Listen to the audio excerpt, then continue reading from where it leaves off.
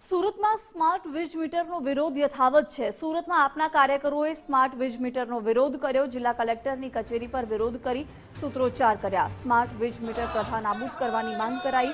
Smart વીજ metre નહીં, smart શાળા આપો તેવા સૂત્રોચ્ચાર કરાયા। સ્માર્ટ વીજ મીટરને લઈને સુરતમાં આમ આદમી પાર્ટી દ્વારા વિરોધ નોંધાવવામાં આવી રહ્યો છે અને જિલ્લા કલેક્ટર કચેરી ખાતે આ પ્રમાણે મોરચો માંડી સ્માર્ટ વીજ મીટરની પ્રથા બંધ કરવામાં આવે તેવી માંગ છે તે અહીં કરવામાં આવી રહી છે। અહીં આમ આદમી પાર્ટીના જે પ્રદેશ મહામંત્રી રાકેશ હિરપરા છે તેમના જોડે સીધી વાત કરશે। રાકેશભાઈ, કઈ રીતનો વિરોધ આજે? આપણે સૌ જાણીએ છીએ કે છેલ્લા ઘણા સમયથી સ્માર્ટ મીટરના નામે ભાજપ સરકાર ગુજરાતની જનતાને ડરાવી રહી છે। ભાજપ સરકારની મંશા છે કે ગુજરાતના નાગરિકોને સીધી રીતે લૂંટી શકાય એના માટે સ્માર્ટ મીટર લાવી અને લોકોના ખિસ્સા ઉપર સીધી તરાપ મારવાની કોશિશ થઈ રહી છે। ત્યારે આમ આદમી પાર્ટી સમગ્ર ગુજરાતમાં આજે સ્માર્ટ મીટરના વિરોધમાં આંદોલનની શરૂઆત કરી રહી છે અને એની શરૂઆતના ભાગરૂપે આજે કલેક્ટરશ્રીને આવેદનપત્ર પાઠવવા માટે આવ્યા છીએ કે આજે ગુજરાતને જરૂર હોય તો સ્માર્ટ શાળાની જરૂર છે, સ્માર્ટ કચેરીની જરૂર છે, સ્માર્ટ રોડ રસ્તાની જરૂર છે, સ્માર્ટ શહેરની જરૂર છે, સ્માર્ટ ગામડાની જરૂર છે। આ લૂંટના નામે ચાલી રહેલા સ્માર્ટ મીટરોની બિલકુલ જરૂર નથી, આને હટાવવામાં આવે।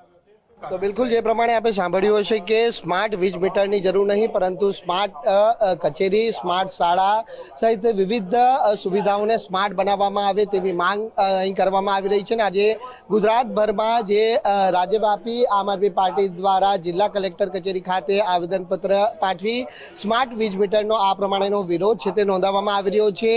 મહત્વની બાબત બનીને એ પણ સામે આવી છે કે હાલ થોડા દિવસ અગાઉ સુરત ભાજપ નેતા ધીરુ ગજેરા દ્વારા પણ સ્માર્ટ વીજ મીટરનો વિરોધ છે તે નોંધાવવામાં આવ્યો હતો ને તેઓએ પણ જણાવ્યું હતું કે પ્રજાને પડતી હાલાકી મુદ્દે દરેક વ્યક્તિએ છે તે આગળ આવવું જોઈએ। એટલે સ્માર્ટ વીજ મીટર એ પ્રજા ઉપર એક બોજા સમાન છે તેવું નિવેદન પણ ધીરુ ગજેરા દ્વારા આપવામાં આવ્યું હતું। ત્યારે હવે આમ આદમી પાર્ટી છે તે સ્માર્ટ વીજ મીટરના લઈને મેદાને આવી છે અને તાત્કાલિક ધોરણે સ્માર્ટ વીજ મીટરની પ્રથા બંધ કરવામાં આવે તેવી માંગ છે તે કરવામાં આવી રહી છે અને આજે જિલ્લા કલેક્ટરને આવેદનપત્ર સુપ્રત કરી અને રજૂઆત કરવામાં આવશે।